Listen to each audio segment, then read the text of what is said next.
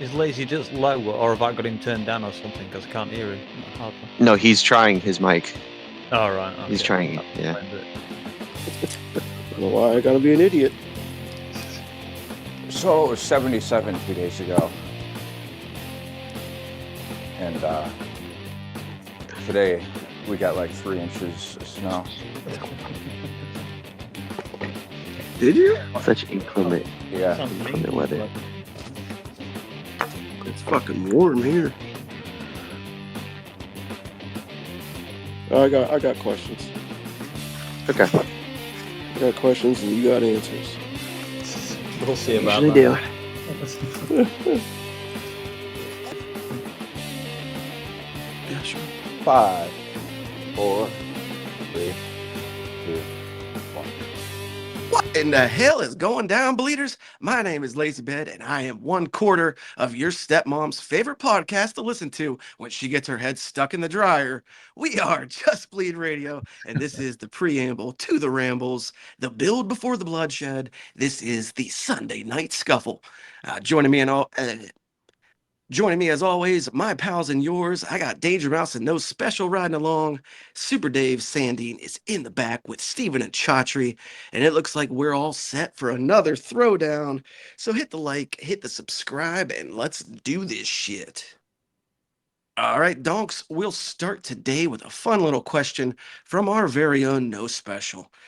Allow me to paraphrase this a bit.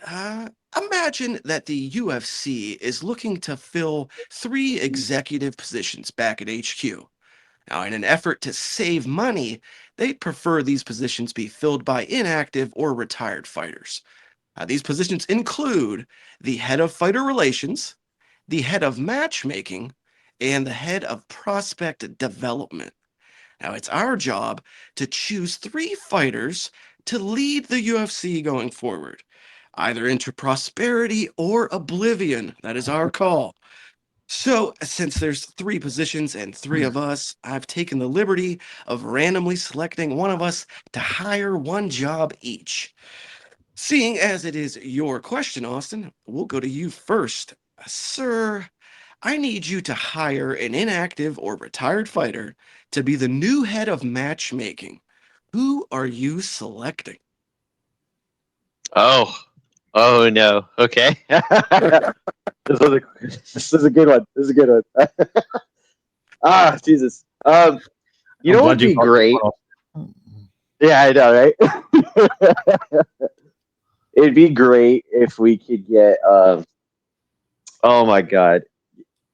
There's a part of me that wants to be vindictive to the UFC and make Tito Ortiz the head of matchmaking. But I'm gonna go with a callback to Dan Henderson, because Brickface and the H bomb are iconic in the sport, right? Man held 2 belts in Pride, knew how to compete in tournaments. As a matter of fact, usually competed in tournaments in the early days of the sport. But I would say Dan Henderson, because that dude knows what good combat sports is, has an idea for it, and he's a fellow Californian. So Dan Henderson is my guess. I actually kind of like that. I would have never thought of Dan Henderson. No, me neither. Not in a million years, he would not have come to mind. But that's smart, though, because like you said, he's got experience in tournaments in MMA. He's got experience at tournaments in wrestling. So he's very familiar with matchmaking and brackets. And yeah, good call. Good call. I was kind of hoping you would screw him over, but that's not bad. I know. I kind of like, if it's my name on it, I'm like, yeah, I'm gonna go with the guy who's got better accolades. That's fair. Yeah.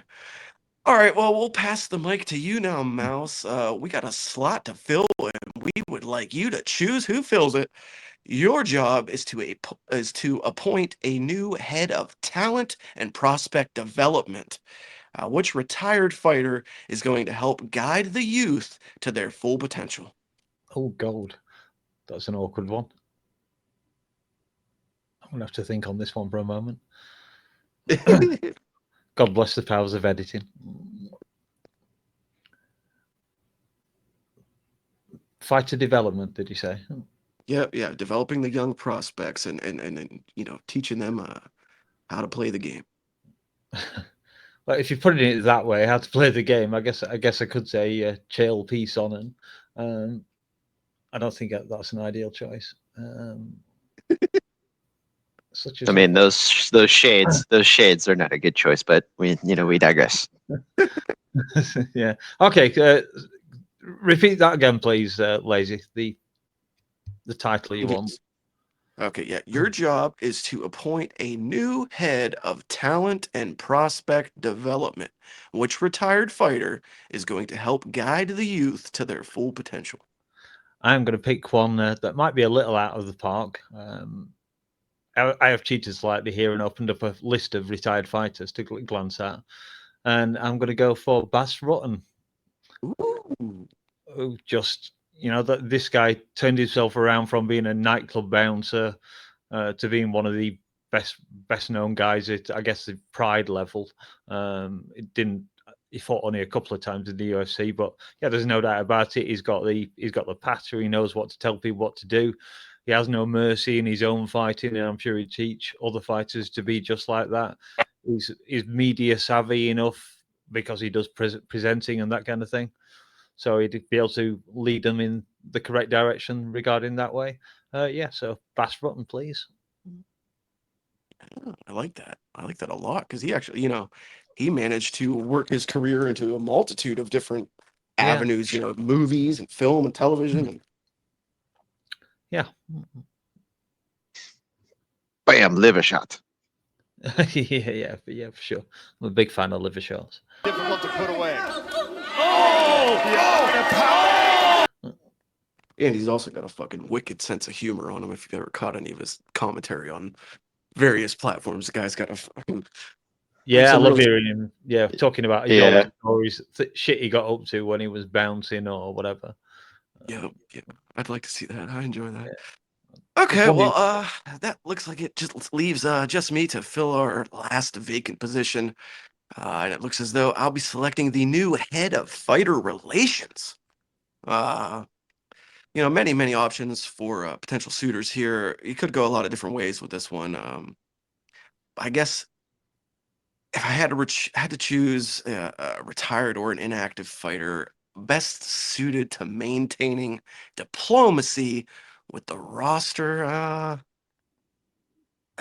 Dangerous, you already took him, but Chael Sonnen would be a good choice here too. This was the role I was hoping you were going to give me to choose. Yeah, I mean he's perfect for that sort of bond amongst fellow fighters and working side by side with them, rubbing elbows. Guys seem to really like him behind the scenes. And also, I mean, if you had a feud like he had with Anderson and you come out the other side friends, you must be pretty good at relationships. But really, though, I think I got to go with somebody near and dear to my heart. I think I got to go with my uncle, Kenny Florian. Not just being a Kenflo stan either, but he has a great mind for the sport.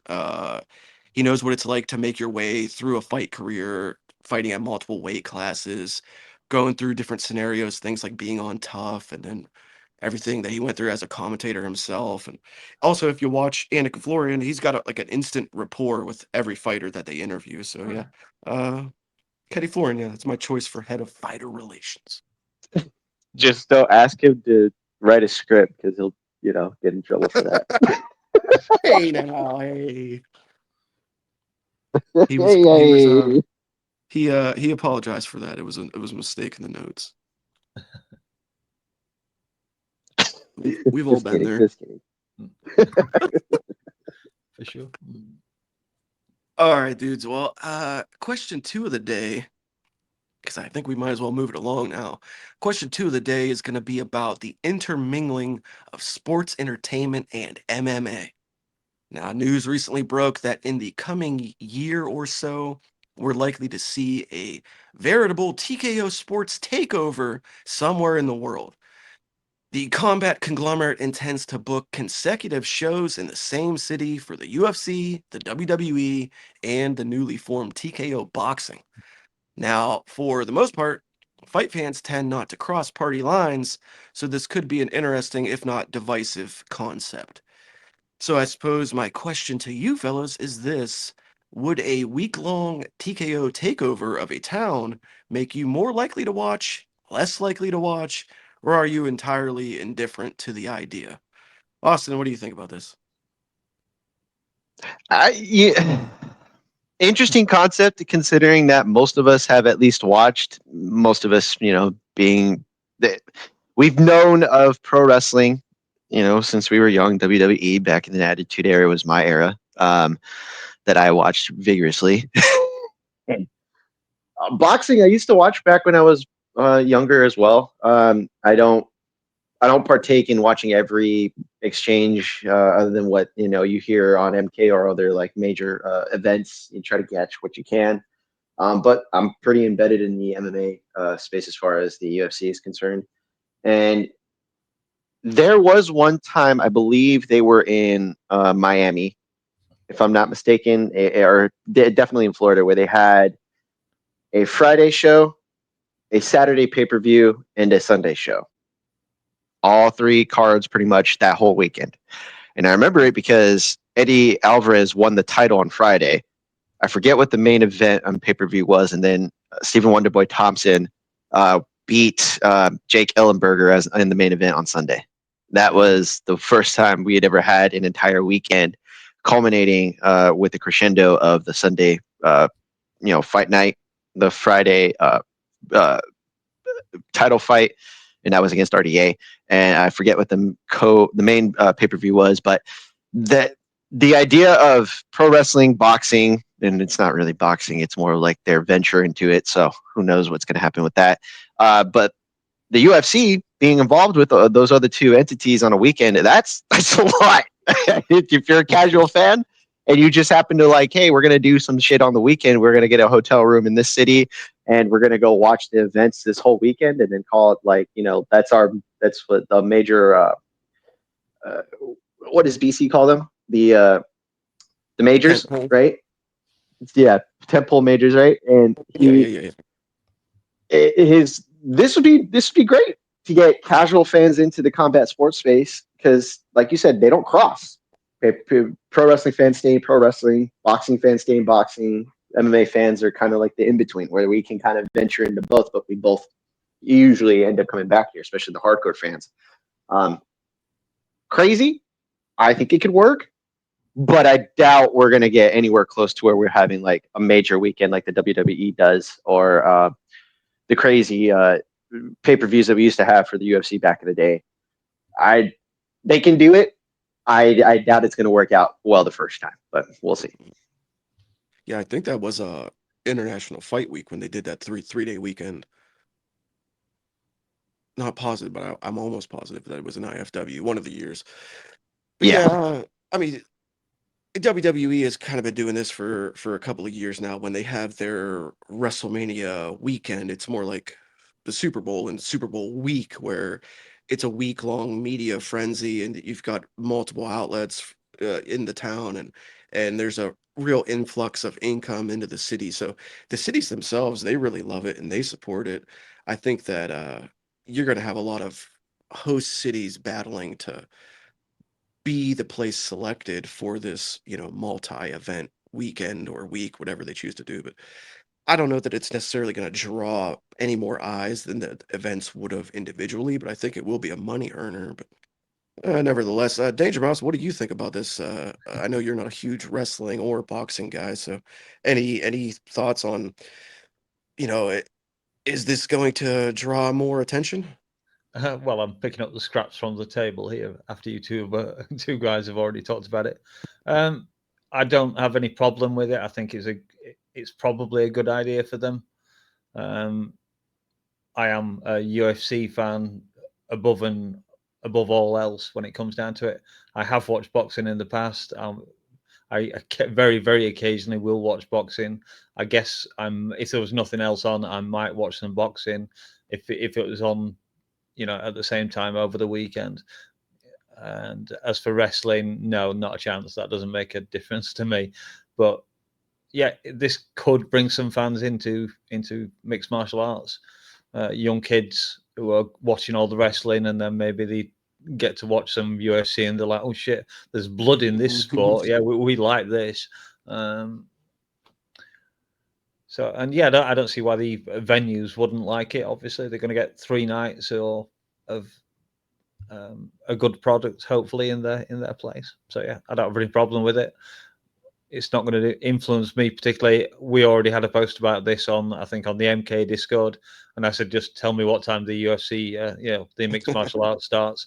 That's all I need to know about this one. So yeah, no objection. Good luck with it. It's actually a really good point that you brought up, though, because I hadn't really considered that aspect of the bleed over of maybe this isn't for this potential of them holding this, multi-promotional weekend. Maybe it isn't necessarily for us older, kind of grizzled hardcores. Maybe it kind of is to target the youth and those younger kids that are watching WWE that might catch some of this MMA and be like, man, like this is pretty cool. And they might get that bug and hey, that could be a thing. Maybe they're chasing that younger demographic that's going to be coming of age soon enough. It's interesting. All right, well, before we get into the third and final question of the day, DM, I believe you have a little something that you wanted to premiere here. Maybe a video that didn't quite make fan subs on MK just yet. Yeah, we don't know if it'll make it yet. I better do a little introduction for this one, just because I guess not everybody who listens to our show also watches MK. I know a lot of our guys do. This was Money Combat started at one point to advertise Athletic Greens AG1, and then eventually they stopped that sponsorship. And then Luke Thomas came out and said that Athletic AG1 was just terrible. You know, it was nothing more pretty much than tropical fruit flavored multivitamins. It had no special advantages, in its use.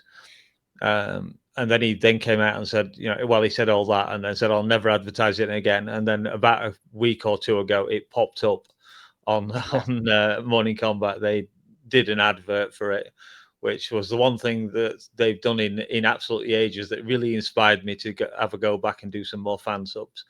And so I did this one, which I know for a fact Mikey Mormiles saw it and he said it was hilarious. He really enjoyed it. I don't know who else has seen it backroom. Maybe Long Island Luke has already seen it. It's all right. I'm just desperately trying to find where this video's stored at the minute. Yeah. Apparently I can't multitask. I'm sure, several people behind the scenes probably seen this, so it'll be interesting for us all to get to watch it here now. Yeah. So you get a little premiere here. I did see Mikey commenting on it in the chat. Yeah. Here we go. Do you know the story behind as to why they did it? Because I did. I think I do, at least. I know BC believes in it for some reason, and yeah, well, I guess all will be revealed when I play the little video. So you'll see why. I'm not sure if this auto starts or not because I've never done this. Oh my goodness. Let's have a laugh at your expense, shall we? Remember, they're just jokes. Guess who's back? Back again. By the way, if anyone here is in advertising or marketing, kill yourself. I'm just trying to plant seeds. Maybe one day they'll take root. I don't know. You fucking evil scumbags. Ballless, soulless, spiritless, corporate little bitches, suckers of Satan's cock, each and every one of them. Oh, and I'm just playing, guys. You know I love you.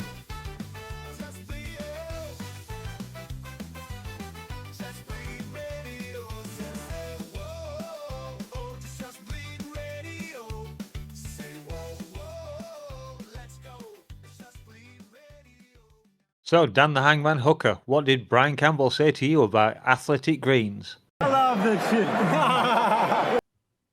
There we go. Oh, that's pretty good. That was good. Yeah. I'll expect to be seeing that soon. Say what? So I expect to be seeing that soon. No, probably not. Well, you'll see it here on Just Bleed Radio. So. I don't know why they wouldn't air that. That wasn't bad. Yeah, and exactly. And I kind of made it up at the end. but it was literally like I said in the I just said. I saw it and I was like, shit, that I can do some fan subs on this, and I just started churning them out, and then I was getting them all ready, and then the Thursday night, Luke came out and talked about it, and I think Bong Island Luke had already said something about it on the Saturday night, that that it was all behind the scenes stuff, and Luke really wasn't happy about it, so it took the sting out of it a bit. So I had to take the sting out of what I'd said at the end of the little video clip. It's still funny because I mean BC does religiously swear by that shit. Yeah. Because if I remember correctly, it was because they never got taken off of a re-up, and they had new people working at the company for AG1, and they just kind of re-signed them up as like, hey, we're doing an advertising deal with them. And they had already expressed that they didn't want to be a part of it, but they never got it because I guess it was different people, and they just re-upped with it. And from what I understand, Luke was like, "What the fuck?" BC was like fucking happy as shit about it because he swears by it religiously. But it is just kind of funny because it's like, I'm not gonna be, I'm not gonna shit on him for taking money, but like, it was just funny because you're like, I don't know how we ended up here, but we're his. Hey man, he sure does drink it, because even when they weren't sponsored by it, if you tuned into the Campbell's Rambles on the BCX, Yeah. that dude has double fisting mugs of AG1 on like every show. So It sure does. he fucking loves that shit. All right, then fellers, it's question 3 time, and it is the final rendezvous for this Sunday night scuffle. We're gonna talk about some old heads. If you've been keeping up with combat sports news, there seems to be another wave of resurgent vets aiming to return to the UFC. We got Jeremy Stevens on the Iowa card. Cowboy Cerrone once back in the mix. Now Nate Diaz is talking of a comeback. Hell, even Diego Brandao won a title in Tough Enough Friday night and called for a UFC comeback. So, my question for you boys is this. Is this just old dudes talking out of their asses? Or do these grizzled old vets actually deserve a return? What would be the point? What's the play here? And I guess also, does this just speak to the lack of name value on the UFC roster that guys at this age can even ponder a return to the promotion? DM, let's hear from you first. What do you think on this? Do these old guys actually got a point in wanting to come back, or is this just them fucking refusing to recognize where they're at? Yeah, when you said old heads there, I thought for a moment you were going to talk about John Jones's new haircut. Yeah, Donald Cerrone, I know he wants to come back. He wants to get 50 fights, doesn't he? That's his goal. And obviously he's feeling fantastic because he's loaded up on the TRT. But yeah, if he's willing, he said he's willing to give that up and try and come back.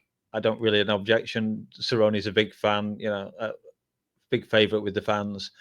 I'm sure he'll get his head knocked off most of the times unless they give him nice shots, which is unlikely because it's the UFC and they don't play games with guys for the most part.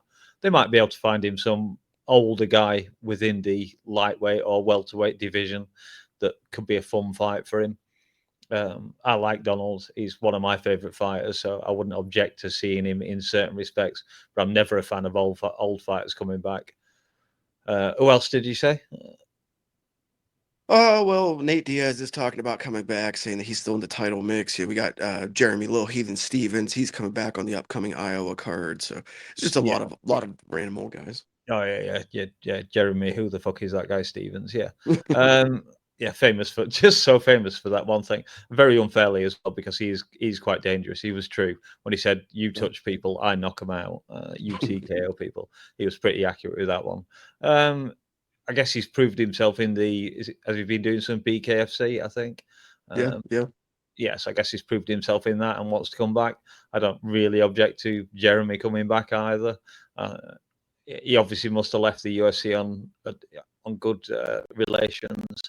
And yes, I did see Nate Diaz calling for wanting to come back last night, funnily enough, with him saying, yeah, I want to come back and I want to fight for the title. And I was like, oh, shut the fuck up, Nate. You're never ever getting near a sniff of a title ever again. The best you can ever hope for is that Conor McGregor decides to come back and he wants to fight you because you'll make a lot of money that way. Yeah, zero interest in seeing Nate Diaz come back. I lost interest in that guy a long time ago. So yeah, if it makes the UFC some money, I'm sure they'll do it. But those guys who want to come back and make, they have to expect that the UFC is going to want to try and make money off them. So they can't necessarily expect a great reception back in terms of which opponent they're going to get. Yeah. Yeah. I mean, I think it really does kind of speak to a lack of name value just to the casual fan that they're willing to bargain with these guys and bring them back for, even if it is just one-offs, like what I believe this Jeremy Stevens fight is. Like, I personally think this Jeremy Stevens fight is just, it's in Stevens' hometown. He happens to be a free agent. They wanted to add another big name to the card. It's just kind of one of them situations where, like, I don't want to say they're scratching at names to draw people in, but their roster is aging out, and the new age hasn't quite come to a place where they can carry these cards on name value alone. So yeah, if they have an opportunity to slot in somebody who has a name that just happens to be a bit older, they're probably going to do it because it equals money. But Austin, what's your take on all this? Do these old guys that are calling for these returns, are they actually still viable contenders, or is this just money grab? I think it depends on certain people that they're like the Cerrones and Stevensons, where Stevens has been the guy who left the UFC on a losing streak, didn't look good in the last couple fights he was in. I mean, he got manhandled by Mateus Gamrot in his last UFC fight, washed out of the PFL, and then found BKFC. That's kind of good for him, I guess, but bounce back. He's still on the older side of lightweight because this is at lightweight, if I'm not mistaken. This is just so that, like you said, I think this is more closer to like, hey, let's put a name on the card that people can recognize and help sell the local area for a local guy, right?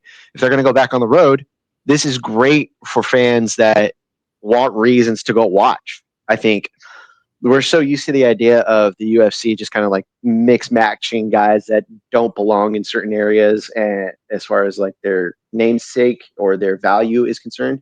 And then they just kind of throw them on cards. Fuck it. This person has no connection to the city, no connection to the fan base in this area, and we're just going to put them on there because fuck it, why not, right? Apex is great for that. Road shows you're supposed to put a little bit more effort into, and realistically, this is good. This is good for them because if they do this also with Donald Cerrone, if they bring him back, Nate Diaz, if they bring him back,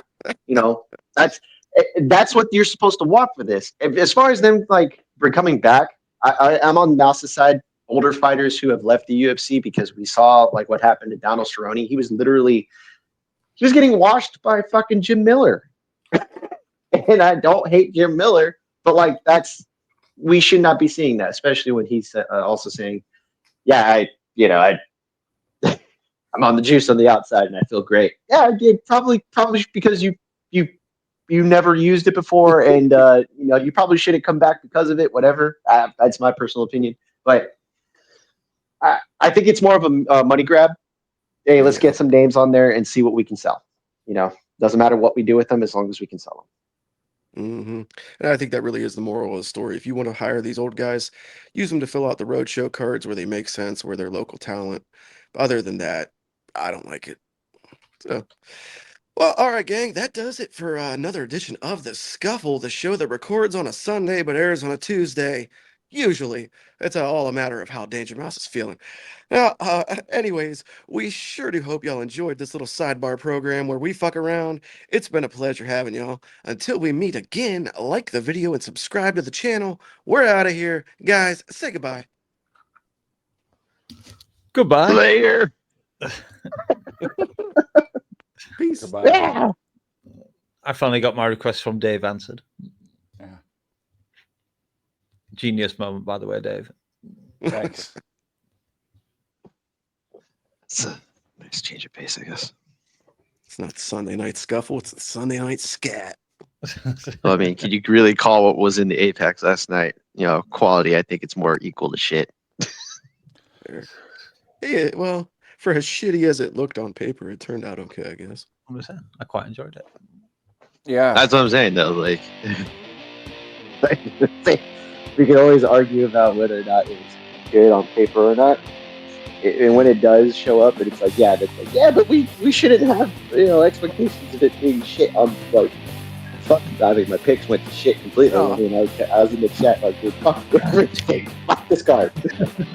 Well, I feel like we keep on having this conversation and going round and round about how the UFC's got terrible names on the cards, but lots of times they end up delivering.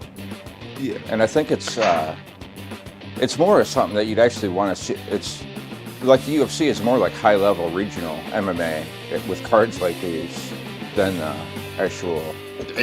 They brought the regional scene to the majors. Like they brought the regional scene. That And is it's the same thing. Good fights with names you don't know. If it's like a high-level regional. So. But that's why that's the problem, because I got no problem watching. Exactly. I got no problem watching regional MMA. I love regional MMA. I'll watch it all because it's fun, and it's just that, like, you don't know who this guy is or his opponent, but you're probably going to get a bunch of fun fights. The problem is with UFC, you kind of expect to know the names. Fuck it. You guys are idiots. I don't mean that.